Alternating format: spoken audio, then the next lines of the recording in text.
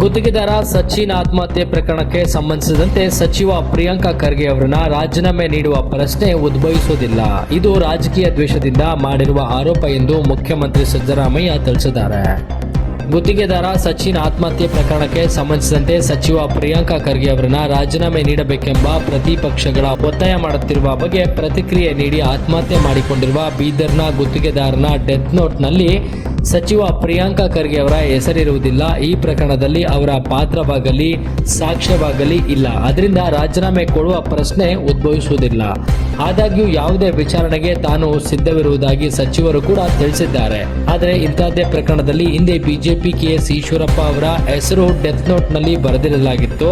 ಪ್ರಕರಣದ ಸಂಬಂಧ ದಾಖಲಿರುವ ದೂರಿನ ತನಿಖೆಯನ್ನ ಸಿಐಡಿಗೆ ವಹಿಸಲಾಗಿದ್ದು, ವರದಿ ಬಂದ ನಂತರ ಸೂಕ್ತ ಕ್ರಮ ಕೈಗೊಳ್ಳಲಾಗುವುದು. ಇದು ರಾಜಕೀಯ ದ್ವೇಷದಿಂದ ಮಾಡಿರುವ ಆರೋಪ ಎಂದು ತಿಳಿಸಿದ್ದಾರೆ.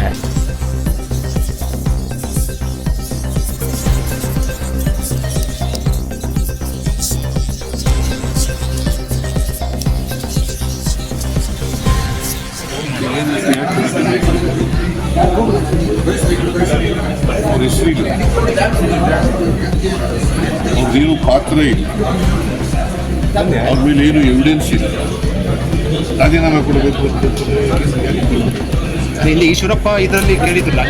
ಈಶ್ವರಪ್ಪನ ಹೆಸರು ಬರೆದಿತ್ತು. ಹೆಸರು ಇದೆಯಾ? ಎತ್ನೋಟ್ನಲ್ಲಿ ಇವನ ಹೆಸರು ಇದೆಯಾ?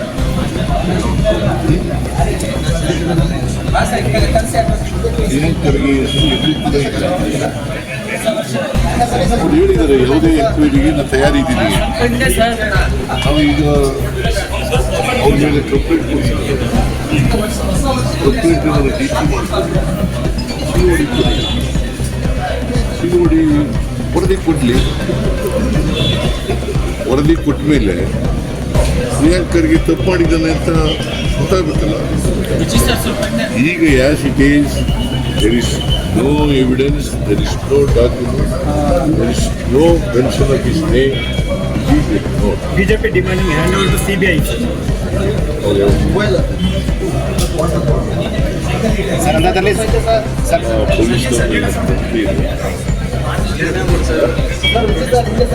ಅವರು ಅಧಿಕಾರದಲ್ಲಿರುವಾಗ ಒಂದೇ ಒಂದು ಮ್ಯಾಟರ್ನ CBI ಕೊಟ್ಟಿದ್ದಾರೆ. ಯಾವತ್ತಾರು ಕೊಟ್ಟಿಲ್ಲ. ಮತ್ತೆ what moral right they have?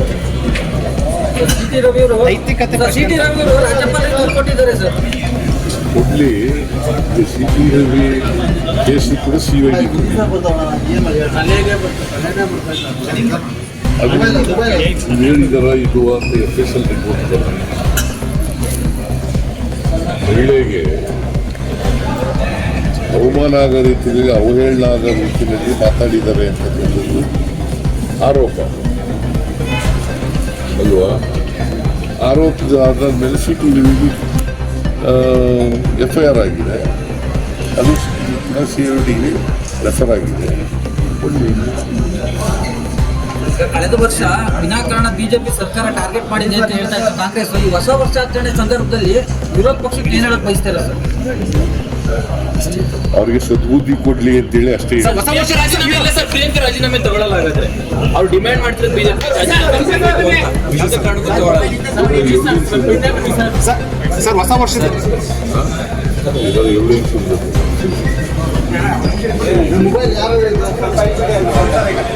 ಏನು ಎವಿಡೆನ್ಸ್ ಕೋರ್ಟಲ್ಲಿ ಅವರು